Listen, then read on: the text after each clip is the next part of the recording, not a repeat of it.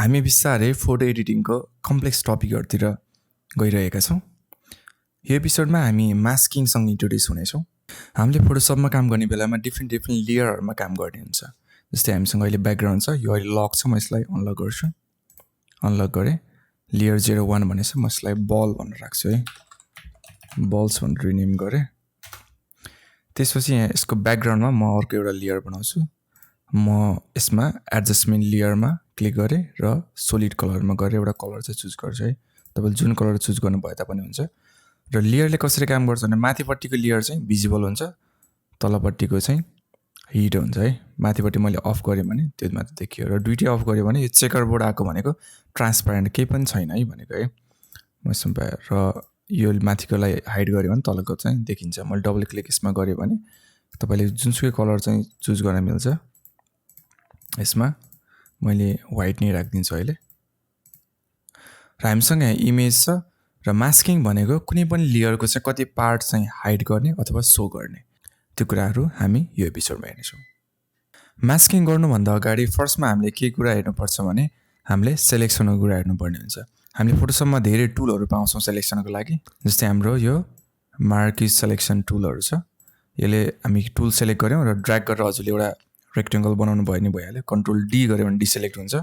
Click गरेर hold गर्नुभयो भने तपाईको एलिप्स टुल आउँछ र तपाईले यसरी एउटा सर्कुलर एलिप्समा पनि सेलेक्ट गर्न सक्नुहुन्छ। कन्ट्रोल डी गरे भने डिसेलेक्ट हुन्छ। म यसलाई यो बललाई सेलेक्ट गर्छु है। र यो गर्दै गर्दाखेरि तपाईले स्पेस थिच्नु भयो भने यो एउटा प्रोपोर्सनेटमा तपाईको सेलेक्ट हुन्छ। कन्ट्रोल डी गर्छु मैले फेरि र एउटा म यहाँ के गरे शिफ्ट स्पेस गरेर यो ड्र्याग गर्नु भयो भने तपाईको यो मुभ हुन्छ तपाईको यो क्यानभस एरियामा। र म पर्फेक्टली यसलाई चाहिँ म यो बललाई सेलेक्ट गरे र सेलेक्ट गरिसकेपछि तपाईले लेयर पनि त्यही सेलेक्ट गर्नु होला जुन लेयरमा तपाईले म्याक्स गर्न लागि राख्नु भएको छ। र म्याक्सलाई इनेबल गर्नको लागि तपाईले यहाँ तलपट्टि देख्न सक्नुहुन्छ बटममा एड लेयर म्याक्स भनेर छ है। यो लेयरमा तपाईले म्याक्स एड गर्ने र हामीले यो पार्ट सेलेक्ट गरेका छौं र यो म्याक्स थिच्यो भने के हुन्छ, यो पार्ट मात्र भिजिबल हुन्छ र सबै चाहिँ इनभिजिबल हुन्छ। यो गर्न बित्तिकै के भयो, हाम्रो ब्याकग्राउन्ड देखियो, त्यो लेयरको सबै पार्टहरु चाहिँ के भयो, इनभिजिबल भयो र त्यो हामीले सेलेक्ट गरेको पार्ट मात्र भिजिबल भयो। यही नै हाम्रो मास्किङ हो। म थम्बनेललाई अझै ठुलो बनाउँछु, प्यानल अप्सन। तपाईले देख्नु भयो होला यहाँ हाम्रो चाहिँ म्याक्सको लेयर चाहिँ एड भएको छ है। त्यो लेयरमा तपाईले नोटिस गर्नु भयो नि है, हामीले जुन पार्ट चाहिँ सेलेक्ट गरेको छ त्यो चाहिँ के भएको छ, व्हाइट भएको छ र जुन पार्ट चाहिँ हाम्रो चाहिँ इनभिजिबल छ त्यो चाहिँ ब्ल्याक भएको छ है। यति कुराले बुझ्नु भयो कि तपाईको ब्ल्याक भनेको इनभिजिबल हुन्छ, अँध्यारो डार्क अँध्यारो हामीले देख्दैन र उज्यालोमा हामीले देख्छ। व्हाइट भनेको ब्राइट उज्यालो घाम लागेको जस्तो बत्ती बालेको जस्तो है। र तपाईको अर्को एक्जाम्पल दिँदै गर्दा यहाँ यो म्याक्स लेयर चाहिँ हाम्रो सेलेक्ट छ। तपाईले शिफ्ट गरेर त्यहाँ एकचोटी क्लिक गर्नुभयो भने तपाईको त्यो अफ हुन्छ है। तपाईले शिफ्ट गरेर फेरि क्लिक गर्नुभयो भने त्यो म्याक्स चाहिँ अन हुन्छ। साथै तपाईले एल थिचेर एकचोटी क्लिक गर्नुभयो भने तपाईको एक्ज्याक्ट जे छ त्यो ब्ल्याक एन्ड व्हाइटमा देखिन्छ। हाम्रो के छ, हाम्रो भिजिबल भएको चाहिँ के भयो, व्हाइट भयो र इनभिजिबल भनेको ब्ल्याक भयो है। एल थिचेर फेरि क्लिक गर्नुभयो भने हामी ब्याक टु हाम्रो म्याक्स लेयरमा देख्न सक्छौं। साथै तपाईले ब्याकग्राउन्ड अफ गरिदिनु भयो भने यो ट्रान्सपेरेन्सीमा जान्छ, केही पनि देखेको छैन। तपाईले यहाँ ब्याकग्राउन्डमा जुनसुकै कलर राख्नु भयो तापनि भइहाल्यो। साथै हामीसँग अरु अप्सनहरु पनि छ।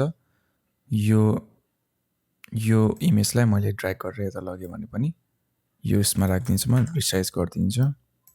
कन्ट्रोल टी गरेर रिसाइज यो बाउन्डिङ बक्सहरु पाउन सक्नुहुन्छ।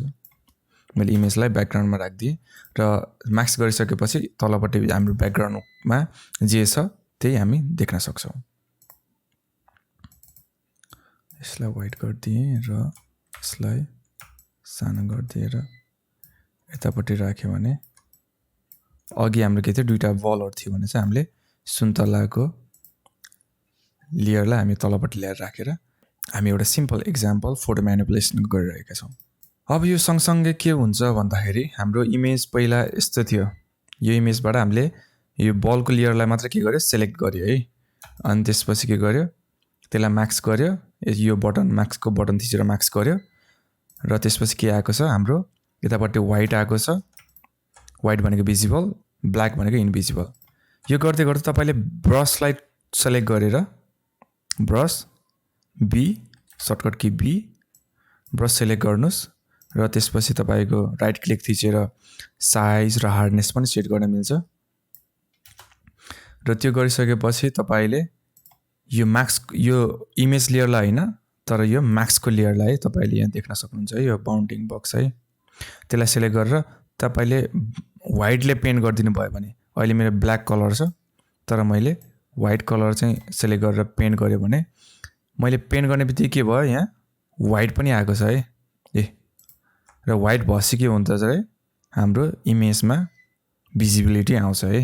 मैले जसले व्हाइटले पेन्ट गरेको छु जहाँ जहाँ त्यहाँ के आयो, त्यहाँ चाहिँ इमेज देखिरहेको छ, ट्रान्सपेरेन्सी अफ भएको छ र हामी सबै कुरा देख्न सक्छौँ व्हाइटले। र त्यसपछि मैले ब्ल्याकले पेन्ट गरेँ, कलर चाहिँ मैले ब्ल्याकले पेन्ट गर्दै गएँ भने के भयो, फेरि त्यो देखिएन, किनभने ब्ल्याक भनेको अँध्यारो हो र व्हाइट भनेको उज्यालो है। तपाईँले देख्न सक्नुहुन्छ है।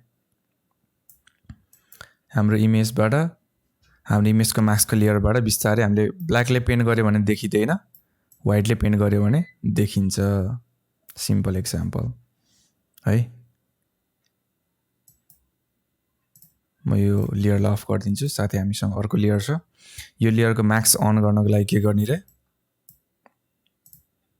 यो लेयरको म्याक्स अन गर्नको लागि तपाईँले यसरी यो म्याक्सको लेयर अन भयो र यसमा तपाईँले के गर्ने रे, ब्ल्याकले पेन्ट ब्रस युज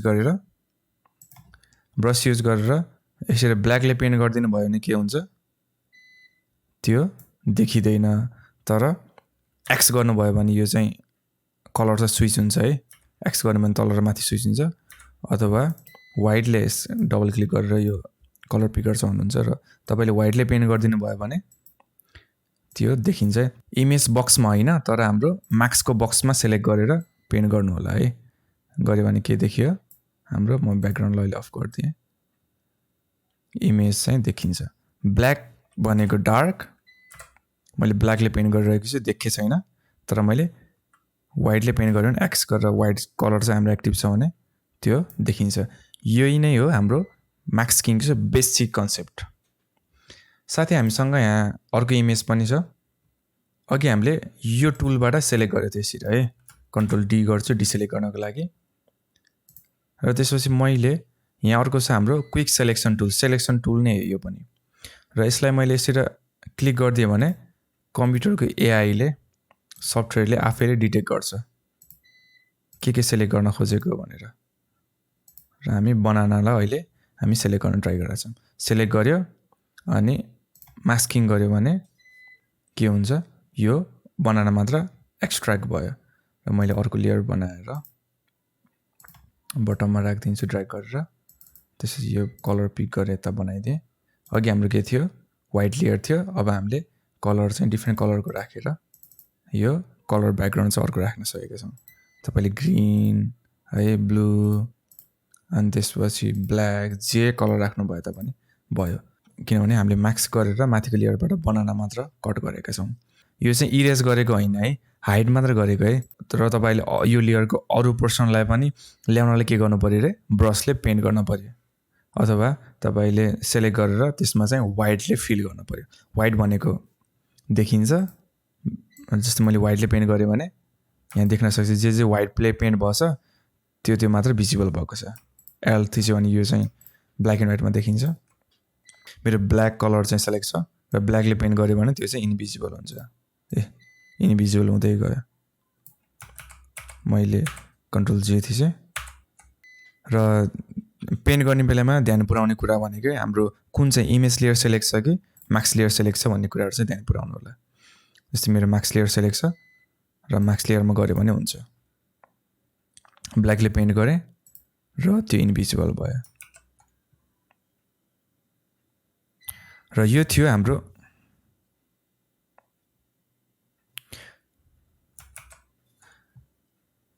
सेलेक्सन टुलमा। अर्को टुल भनेको हामीसँग यहाँ सिम्पल ल्यासो टुलहरू पनि छ। म अर्को इमेजमा जान्छु। ल्यासो टुल तपाईँले रफली सेलेक्ट गर्नको लागि हो। यसरी रफली क्लिक गरेर यसरी तपाईँले सर्टेन एरियालाई गर्नुभयो भने यो सिलेक्सन हुन्छ। Control D. र अर्को हाम्रो टुल भनेको पोलिगन ल्यासो टुल। र पोलिगन ल्यासो टुलमा तपाईँले क्लिक गर्दै जान सक्नुहुन्छ। सिम्पली एउटा ड्र्याग गर्न पर्दैन। र एजमा जानुभयो भने यो सिलेक्सन हुन्छ।